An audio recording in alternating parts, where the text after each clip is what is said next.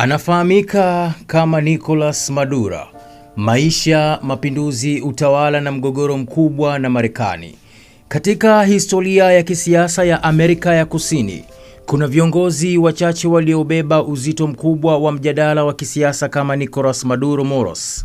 Jina lake limekuwa likitajwa katika mijadala ya haki za kibinadamu, demokrasia, uchumi wa kijamaa, uhuru wa mataifa na migogoro ya kimataifa kwa wafuasi wake. Maduro ni kiongozi aliyesimama imara kulinda mapinduzi ya kijamaa ya Venezuela dhidi ya ubeberu wa kimataifa. Kwa ukosoaji wake, yeye ni ishara ya kushindwa kwa uongozi, kuporomoka kwa uchumi na kudhoofika kwa demokrasia. Makala hii inachambua kwa kina safari yake yote ya maisha, kuanzia kuzaliwa kwake, malezi, kazi za awali, kuingia katika siasa, kupanda madarakani, changamoto za utawala wake, hadi kufikia hatua ya juu kabisa ya mgogoro wake na Marekani na jamii ya kimataifa. Nicolas Maduro Moros alizaliwa tarehe 23 Novemba mwaka 1962 katika mji wa Caracas, mji mkuu wa Venezuela. Alizaliwa katika familia ya tabaka la wafanyakazi, mazingira ambayo yalikuwa ya kawaida kwa wananchi wengi wa Venezuela. Wakati huo baba yake alikuwa na mwelekeo wa kisiasa na kijamii uliomfundisha umuhimu wa mshikamano wa jamii na haki za wafanyakazi. Venezuela ya miaka ya 1960 na 1970 ilikuwa nchi yenye utajiri mkubwa wa mafuta, lakini pia yenye pengo kubwa kati ya matajiri na maskini. Hali hii ilichangia kukuza hisia za ukosefu wa haki miongoni mwa vijana wengi, akiwemo Maduro. Maduro hakuwa katika mazingira ya kifahari.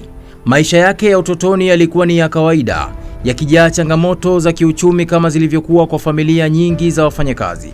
Alisoma shule za umma, hakupitia mfumo wa elimu ya juu ya chuo kikuu kwa njia ya kawaida. Hata hivyo, ukosefu wa elimu ya chuo haukumzuia kujifunza. Alijifunza kupitia vitabu, mijadala ya kisiasa na ushiriki kati za kijamii. Mawazo ya kijamaa, haki ya usawa, mapambano dhidi ya uonevu yalivutia sana fikra zake tangu ujana wake. Moja ya sura muhimu zaidi katika maisha ya Nicolas Maduro ni kipindi chake kama dereva wa basi la usafiri wa umma jijini Caracas. Kazi hii ilimweka katika maisha ya wananchi wa kawaida, wafanyakazi, wanafunzi, wazee na watu maskini. Akiwa dereva wa basi, Maduro alijitokeza kama mtetezi wa haki za wafanyakazi. Alijihusisha na vyama vya wafanyakazi na baadaye akawa mmoja wa viongozi wao.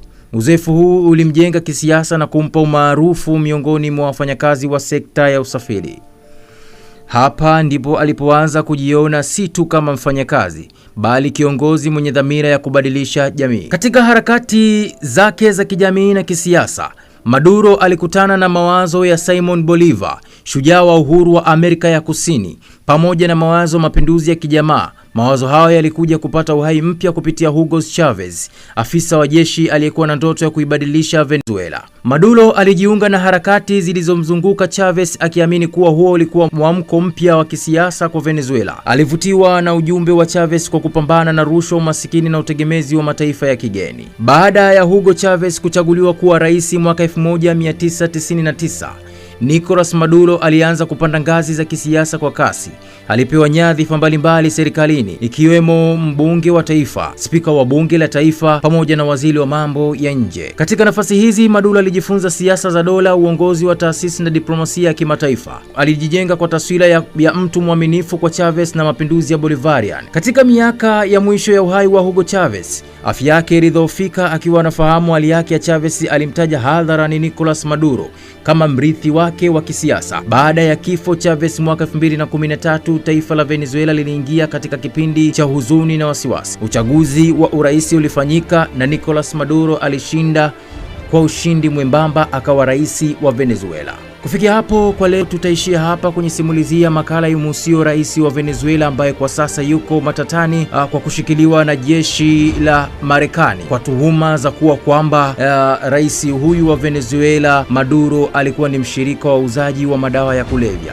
Hivyo sasa yupo katika harakati za kwenda kusikiliza kesi yake na kuhukumiwa. Tukutane tena kwa sehemu ya pili ambayo tutaenda kuzungumzia mwanzo wa utawala wa Maduro. Ulikuwa nami msimulizi Dully Tony ambaye nafahamika hivyo katika mitandao yote ya kijamii, na hii ni 7 Hits Media.